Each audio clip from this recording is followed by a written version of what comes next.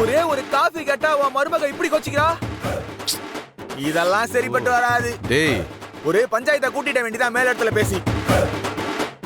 Shoe மனனியா, ஒரு coffee தானம்மா, போட்டு கொடுத்துருமா. நீ போட்டு கொடுக்கலன்னு வையே, இவன் இப்படிதான் எதையாவது பேசிட்டே இருப்பாமா. போ. Coffee coffee coffee.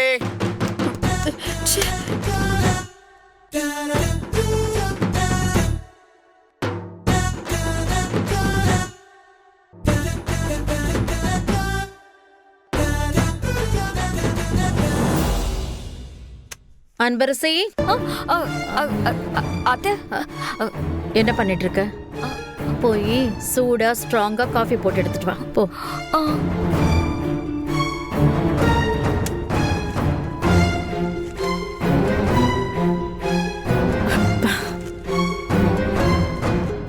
என்ன பாத்துட்டே நிக்கிற? போய் காஃபி எடுத்துட்டு வான்னு சொன்னேன். போறேன் அத்தை. போ. போங்க, நான் பாத்துக்கிறேன்.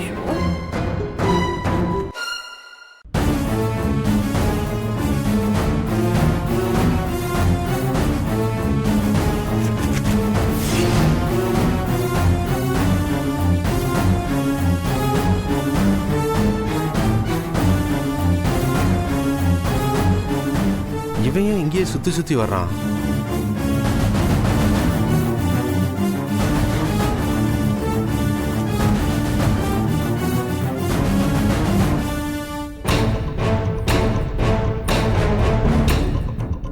Coffee coffee coffee coffee coffee coffee. தள்ளு.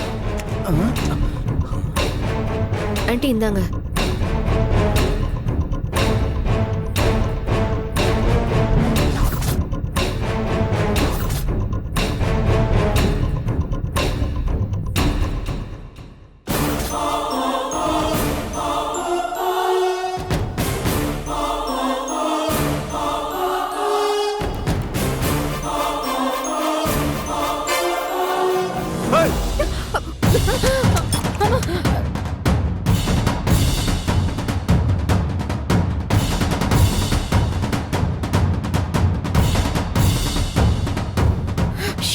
ஐயோ, என்னம்மா அது?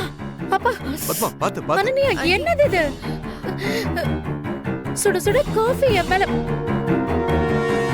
இதுக்கு தான் சொன்னேன், அப்பவே ஜெய்ய வீட்டை விட்டு வெளியில போன்னு சொன்னேன். வெளிய போகாம இங்கே இருந்து என் உயிரை வாங்கிக்கிட்டு இருக்கான். Aunty sorry aunty. இல்லம்மா, காஃபி சூடா கொட்டிடுச்சு பாரு. ஐயோ ஆண்டி சாரி. பத்மா,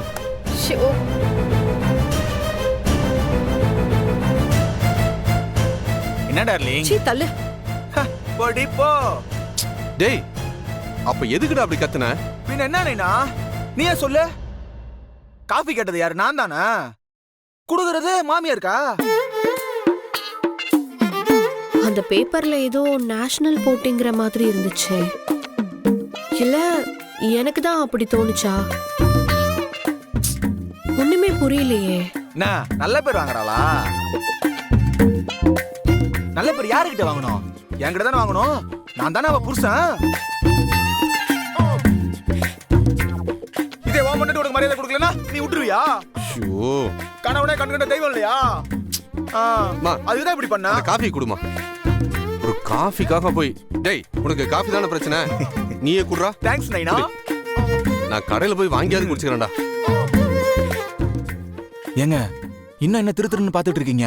அதான் அந்த போட்டோ காப்பியில நம்ம காப்பியை போட்டாச்சுல, முதல்ல அதை எடுத்துக்கிட்டு இடத்த காலி பண்ற வழியை பாருங்க சீக்கிரம். நல்ல வேலை தப்பிச்சோண்டா சாமி. ஜெய் நல்ல வேலையா வந்தாரு, இல்ல கன்ஃபார்ம் நம்ம மாட்டிருப்போம்.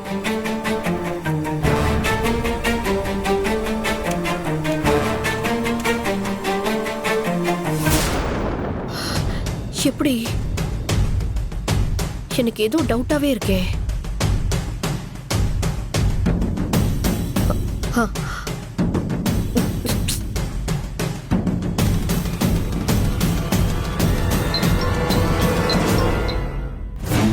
சொல்லுடி. ஏய், நேத்து நல்லா பாத்தியா? நேத்து ஜெயிச்சது அந்த அன்பரசி தானா? கன்ஃபார்மா தெரியுமா இல்ல உளறிட்டு இருக்கியா? ஏண்டி நேத்துல இருந்து இதே கேள்வியை கேட்டு எத்தனை தடவை கால் பண்ணுவ? எனக்கு தெரியாதா உன் அக்கா அன்பரசிய? நேத்து நடந்த செலக்ஷன்ல அன்பரசி தான் ஜெயிச்சாங்க. அத நான் என் 2 கண்ணால பார்த்தேன். ஏய் எப்படிடி நீ அங்க இருந்தான்னு சொல்ற, ஆனா ஃபங்க்ஷன்ல அவ கலந்துக்கிட்டத நானே என் கண்ணால பார்த்தனே. ஒரே ஆள் எப்படி 2 இடத்துல இருக்க முடியும் சொல்லு? அதனாலதான் என்னால நம்பவே முடியல. மண்டையை போட்டு குழப்பிக்கிட்டு இருக்கேன் நானு. சரி, நான் சொன்னா நம்ப மாட்டேதான். நியூஸ்ல சொன்னா நம்புவியா? நியூஸ்லயா? என்னடி உளறிட்டு இருக்க? போய் நியூஸ போட்டு பாரு. அவ ஜெயிச்ச வீடியோவை திரும்ப திரும்ப போட்டு காமிச்சிட்டு இருக்காங்க. ஏய் உண்மையை சொல்றியா? ஷோர் தானே? அட ஆமாடி. அனன்யா சாப்பிடவாமா? இதோ வரேன் ஆண்டி. சரி ஓகே, ரொம்ப தேங்க்ஸ். நான் உனக்கு கால் பண்றேன், ஓகேவா? பாய். ஹே அன்பரசி, இன்னியோட உன் சாப்டர் க்ளோஸ் டி. தோ வரேன். போதுமா? போதும்.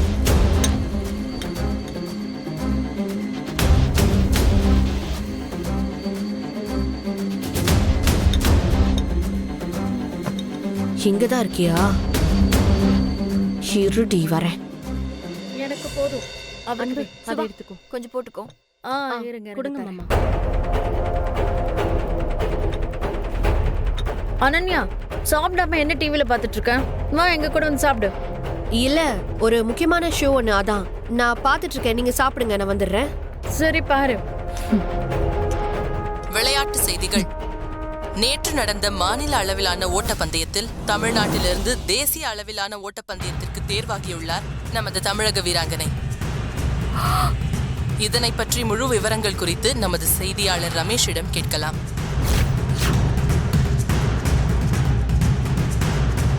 ஹே இப்படி அப்பாடா, கரண்ட் போயிடுச்சு. இந்த டைம் பார்த்து தான் கரண்ட் போகணுமா? இவளுக்கு நேரம் நல்லா இருக்கு போல, அதான் இப்படிலாம் நடக்குது.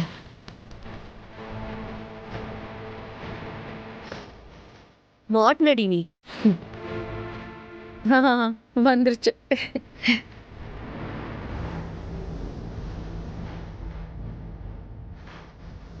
தமிழ்நாட்டை சேர்ந்த அன்பரசு என்பவர் தமிழ்நாட்டிலிருந்து நேற்று நடந்த மாநில அளவிலான ஓட்டப்பந்தயத்தில் முதலிடம் பிடித்து தேசிய அளவிலான போட்டிக்கு தேர்வாகியுள்ளார்.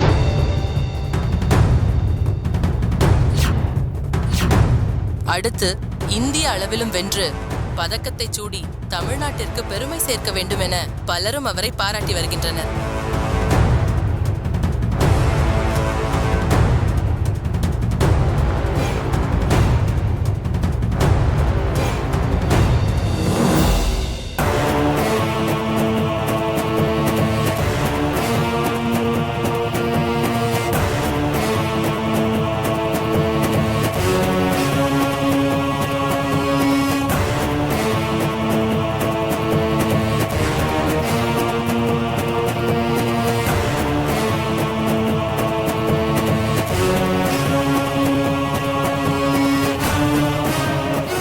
இந்த நல்ல நேரம் உனக்கு இல்ல, எனக்கு தாண்டி.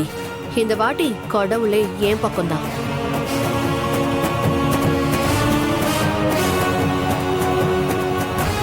உன் சாப்டர் க்ளோஸ் டி.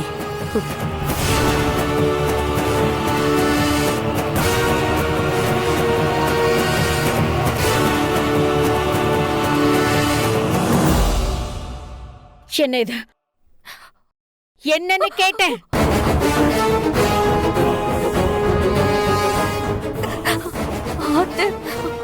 அது வந்து என்ன காரியம் பண்ணிட்டு வந்து நிக்கிற நீ? இதுல என்னெல்லாம் டிராமா? குளிச்சுக்கிட்டு இருக்கேன், தோ இங்க இருக்கேன், தோ அங்க இருக்கேன்னுட்டு எவ்வளவு நாடகம் ஆடல நீ? டேய், இனிமே நான் ஓட்டப்பந்தயத்துல கலந்துக்கவே மாட்டேன்னு தானே நீ எனக்கு சத்தியம் பண்ணி கொடுத்த. அப்புறம் எந்த தைரியத்துல நேத்து நீ ஓட்டப்பந்தயத்துல கலந்துக்கிட்ட?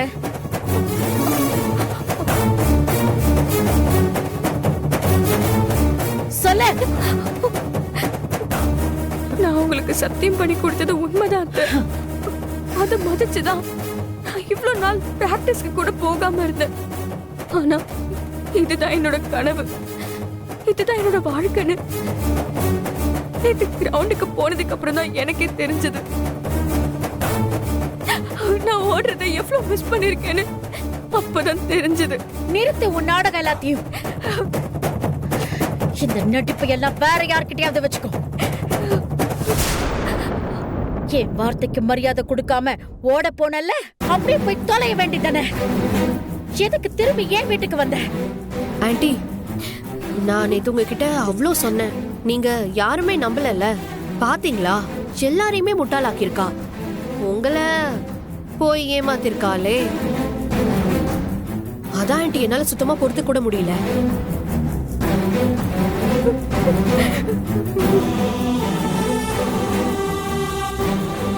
என்ன முட்டாளாக்கிட்டல நீ? பொண்ணு,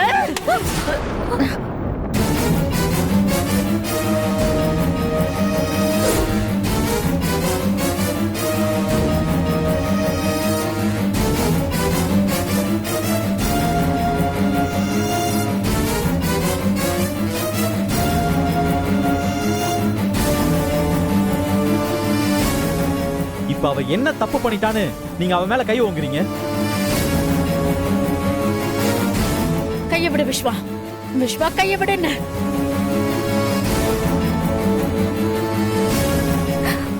ஏன் இந்த குடும்ப மானத்தை வாங்கிட்டு வந்து நிக்கிற அது உன் கண்ணுக்கு தெரியலையா?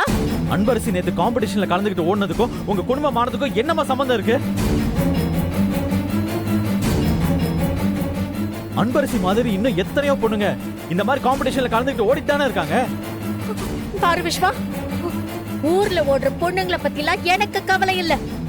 ஆனா ஏன் வீட்டு மருமக இப்படி ஓட்ட பந்தயத்துல ஓடுறதை என்னால பொறுத்துக்க முடியாது.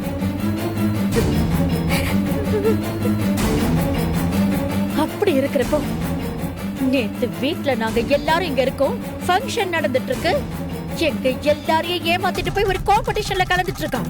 நேத்து காம்படிஷனுக்கு போனதுதான் உங்களுக்கு பிரச்சனைனா, நேத்து அவளை போக சொன்னதே நான் தாமா.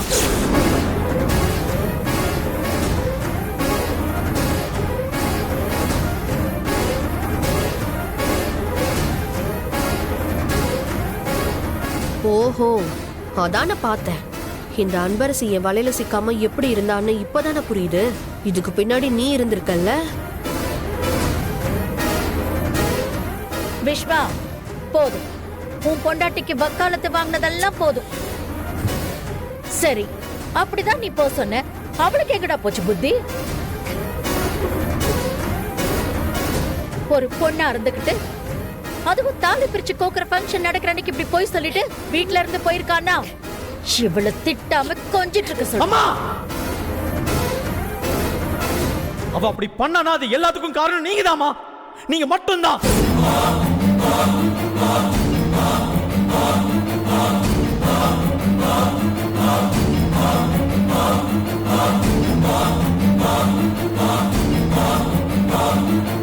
விஸ்வா, நான் இது எல்லாத்துக்கும் காரணம் நான். இப்ப இவ பண்ண தப்பு எல்லாத்துக்கும் நீ ஏன் மேல பழி போட்டுட்டு இருக்க. ரொம்ப நல்லா இருக்கு விஸ்வா, ரொம்ப நல்லா இருக்கு. பத்மா, ரெண்டு பேரும் என்ன பேசிட்டு இருக்கீங்க? இப்ப என்னமா நடந்து போச்சு? அன்பரசி ஒரு காம்படிஷனுக்கு போயிருக்கா, அவ்வளவுதானமா? நேத்து இவ காணுன்னு சொல்லிட்டு வீட்ல எல்லாரும் வெயிட் பண்ணிட்டு இருந்தோம். அப்படி வெயிட் பண்ணிட்டு இருந்ததுல நீங்களும் ஒருத்தர் தானே. அப்ப உங்களையும் சேர்த்து தானே இவ ஏமாத்திருக்கா. பத்மா, இது ஒரு சின்ன விஷயம், இத போட்டு குழப்பிக்காதம்மா. ஏற்கனவே ஒருத்தன் கேம்ல இருந்து வெளியில போயிட்டான். இப்போ உள்ள புகுந்து விளையாடணும், இவனையும் நாக் அவுட் பண்ணிடலாம். பத்மா, சொல்றத கொஞ்சம் பொறுமையா கேளு. பா, இப்ப அம்மா என்ன தப்பா சொல்லிட்டாங்க? என்ன இருந்தாலும் அன்பரசி பண்ணது தப்பு. அம்மா கிட்ட பெர்மிஷன் வாங்கிட்டு போயிருக்கணும்.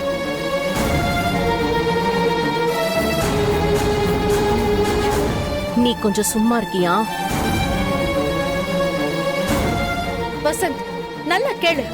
அப்படியாவது உன் தம்பிக்கும் உன் அப்பாவுக்கும் ஏதாவது புரியுதான்னு பாப்போம்.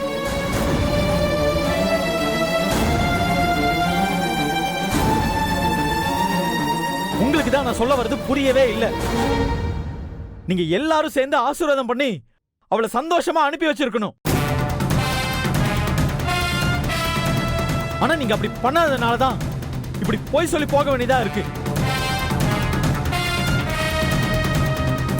இப்ப இங்க நிக்கிற அன்பரசி உங்களுக்கு யாரும் தெரியுமா? தமிழ்நாடு கொண்டாடிட்டு இந்தியாவை எதிர்பார்த்து காத்துட்டு இருக்கிற ஒரு சாதனையாளர். இப்படிப்பட்ட ஒரு பிளேயரை நீங்க ஆசீர்வாதம் பண்ணி வரவேற்று இருக்கணும். இப்படி அடிக்க கையோங்கி அவளை அசிங்கப்படுத்துறீங்க. ச்சே.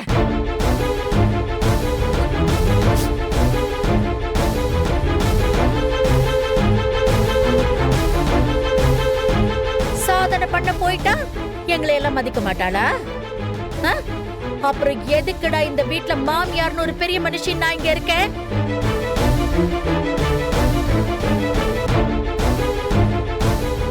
என்கிட்ட நான் இதுக்கப்புறம் எந்த ஒரு ஓட்டப்பந்தயத்திலையும் கலந்துக்க மாட்டேன்னு சத்தியம் பண்ணி கொடுத்த இவ ஒரு வார்த்தை கூட என்கிட்ட சொல்லாம எனக்கு பண்ணி கொடுத்த சத்தியத்துக்கு எந்த ஒரு மரியாதையும் கொடுக்காம என்னை ஏமாத்தி அந்த ஓட்டப்பந்தயத்துல கலந்துகிட்டு இருந்திருக்காடா. இது எல்லாத்துக்கும் நீ சப்போர்ட் வேற.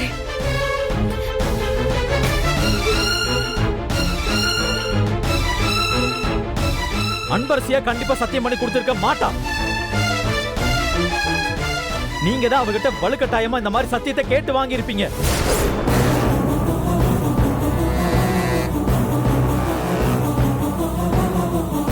ஏன்னா இது அவ ஒருத்தியோட தனிப்பட்ட கனவு மட்டும் இல்ல, இதுல பல பேரோட ஆசையும் வேண்டுதல் இருக்குமா? எல்லாரும் நல்லா கேட்டுக்கோங்க. அன்பரசி நேஷனல் லெவல் காம்படிஷன்ல கலந்துப்பா. அதுல கண்டிப்பா ஜெயிப்பா. இத யாரு நினைச்சாலும் தடுக்க முடியாது. இத நான் அவளுக்கு ஒரு கோச்சாவும் ஒரு புருஷனாவும் இந்த வீட்ல இருக்கிற எல்லாருக்கும் நான் சொல்லிக்கிறேன்.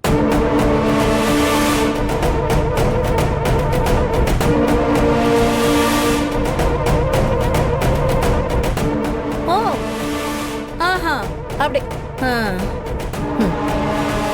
விஸ்வா, இப்ப நானும் தெளிவா ஒரு விஷயத்த சொல்லிடுறேன். இந்த வீட்டு மருமகளா இருந்தா அவ என் பேச்ச கேட்டு எந்த போட்டியிலையும் இதுக்கு மேல கலந்துக்க கூடாது.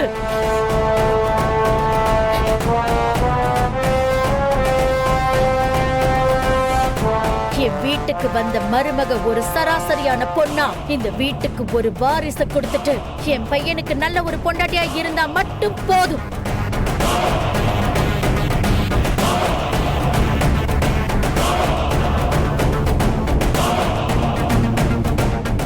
அம்மா, என்னம்மா ஒரு பொண்ணா இருந்துகிட்டு நீங்க இப்படி எல்லாம் பேசலாமாமா? பொண்ணுங்களை குழந்தை பெத்துக்கிற மிஷினாமா? அம்மா என்னம்மா பேசிட்டு இருக்கீங்க? குழந்தை பெத்துக்கிறதுக்கு எல்லா பொண்ணுங்களாலையும் முடியும். ஆனா அன்பரசி மாதிரி ஒரு சில பொண்ணுங்களால தான் தடைகள் எல்லாத்தையும் தகர்த்து எரிஞ்சு ஸ்போர்ட்ஸ்ல இவ்வளவு பெருசா சாதிக்க முடியும். அது எல்லா பொண்ணுங்களாலே அவ்வளவு ஈஸியா பண்ண முடியாதுமா. அப்படிப்பட்ட அன்பரசிய நீங்க என்கரேஜ் பண்ணாம மட்டம் தட்டிக்கிட்டு இருக்கீங்க. அன்பரசி இந்த வீட்ல இருந்துகிட்டே ஓடுவா, ஜெயிப்பா. இது அவளோட கோச்சாவும் புருஷனாவும் திரும்ப திரும்ப சொல்லிக்கிறமா. இதுதான் என்னோட முடிவு. அப்போ ஏன் முடிவை நல்லா கேட்டுக்கோ. உன்னை பெத்து உன்னை வளர்த்து உன்னை படிக்க வச்சு உனக்கு கல்யாணம் பண்ணி இன்னைக்கு இந்த சொத்து பத்து காருன்னு சொகுசா வாழறா அது எங்களோட சம்பாத்தியம்.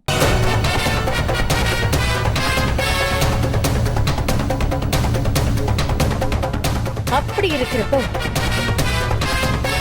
நீ நான் சொல்றத கேட்காம உன் பொண்டாட்டி சொல்றத கேட்டுட்டு இருக்கல. இந்த வீட்ல இருக்கணும்னா நான் சொல்றத கேட்டுக்கிட்டு இருக்கிறதா இருந்தா மட்டும் போதும்.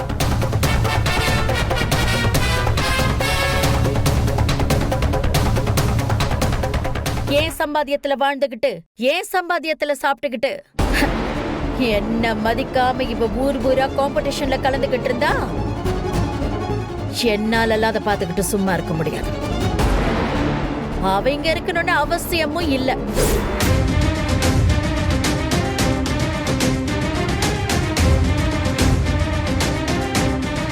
ஐயோ அத்தை,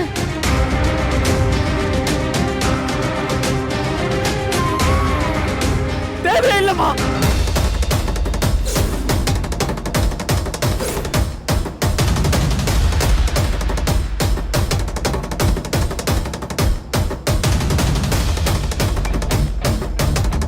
இப்படி மனசாட்சி இல்லாத உங்களோட சாப்பாடை சாப்பிட்டுட்டு என் அன்பரசி இந்த உலகத்தை ஜெயிக்கணும்னா அவசியமே இல்ல.